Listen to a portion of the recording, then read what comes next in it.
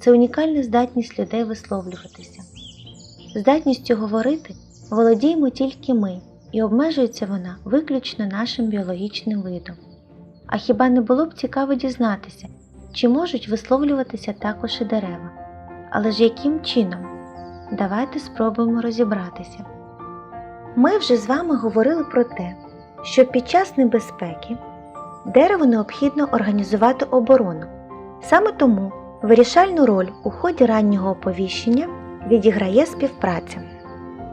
Цікаво, що дерева не покладаються виключно на повітря, бо тоді не кожен сусід дізнався би про небезпеку. Уявляєте, як вони піклуються один про одного? Тому вони посилають свої оповіщення іще через корені, що об'єднують у єдину мережу всіх представників одного виду та добре функціонують незалежно від погодних умов. Хай як дивно, ці оповіщення поширюються не тільки через хімічні сполуки, а й через електричні імпульси, що рухаються зі швидкістю 1 см на секунду. Очевидно, що порівняно з іншими організмами, це неймовірно повільно. Одначе в тваринному царстві є такі види, як, наприклад, медузи чи хробаки, у яких провідна здатність подразника досягає таких самих позначок. Тільки новина поширилась, усі навколишні дуби через свої артерії швидко наповнюють увесь організм дубильними речовинами. Корені дерева дуже розгалуджені, їхній розмір більш ніж удвічі більший за розмір крон. Таким чином відбувається перетинання з підземними відростками сусідніх дерев і контакт через зрощені пагони. Проте так стається не завжди, адже й у лісі існують одинакі та самітники, як і серед нас людей, що не бажають мати нічого спільного з колегами. А як ви вважаєте, якщо такі відлюдки не спілкуються з іншими, то чи здатні вони блокувати сигнали тривоги? Давайте дізнаємось. Якщо такі відлюдки не спілкуються з іншими, то чи здатні вони блокувати сигнали тривоги? На щастя, ні. Адже щоб гарантувати швидке поширення інформації, у більшості випадків відбувається проміжне залучення грибів, а ті діють як волоконно-оптичні кабелі інтернету. Тонкі волокна прошивають ґрунт і оплітають його з неймовірною щільністю. Уявляєте собі, в одній чайній ложці лісової землі міститься багато кілометрів цих гіфів. Один єдиний гриб протягом кількох століть здатен поширитися на багато квадратних кілометрів і в такий спосіб об'єднати в спільну мережу цілі ліси.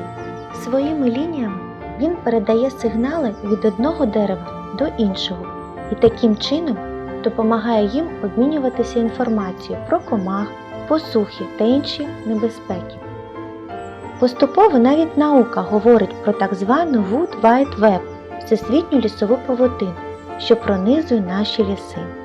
Можливо, існує також зв'язок між різними видами дерев, навіть якщо вони і розглядають одне одного як конкурентів. А гриби дотримуються своєї власної стратегії, слугують посередниками та врівноважувачами. Якщо дерева ослаблені, то знижуються, напевно, не тільки їхні захисні сили, а й балакучість. Інакше як можна пояснити той факт, що комахи прицільно вишукують саме найслабших представників виду? Є така думка, що спершу вони дослухаються до дерев, реєструють активні застережні хімічні заклики, а мовчазних особин перевіряють через укус у листя чи кору. Можливо, їхня мовчазність дійсно є ознакою серйозної хвороби або свідчить про втрату міцелію, що зумовлює ізоляцію дерева від усіх новин. Тоді йому невідомо про небезпеку, що наближається, і воно стає поживою для гусені та жуків. До речі, так само беззахисними є згадувані одинаки, що хоча й мають здоровий вигляд, але цілком позбавлені будь-якої інформації. У лісовій життєвій спільноті в такий спосіб обмінюються інформацією не тільки дерева, а й кущі, трави, можливо навіть усі види рослин. Проте, якщо ми зайдемо на сільськогосподарські поля, то вся тамтешня зелень мовчатиме.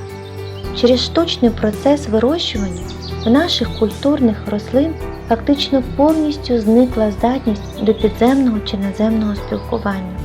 Вони майже глухі та німі, а тому є легкою здобиччю для комах. Це одна з причин, чому сучасне сільське господарство використовує так багато емульсій для оприскування рослин.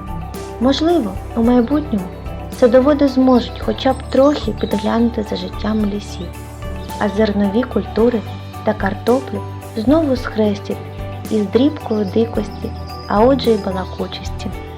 Спілкування між деревами і комахами не обертається тільки навколо оборони та недуг. Є також багато позитивних сигналів між цими такими різними створіннями. Йдеться про приємні ароматичні послання під час цвітіння. Квіти поширюють аромат не випадково. Фруктові дерева, верби, каштани через запашне повідомлення звертають на себе увагу, запрошуючи бджіл до себе заправлятися. Солодкий нектар, концентрований цукровий сироп є нагородою за запилення, яке мимохідь здійснюють комахи.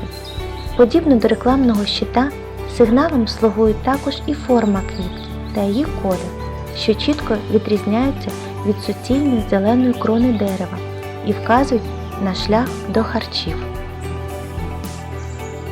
Отож, ми з вами дізналися, що дерева спілкуються через нюхові рецептори, оптичні та електричні імпульси, через певний вид нервових клітин на кінчиках коренів.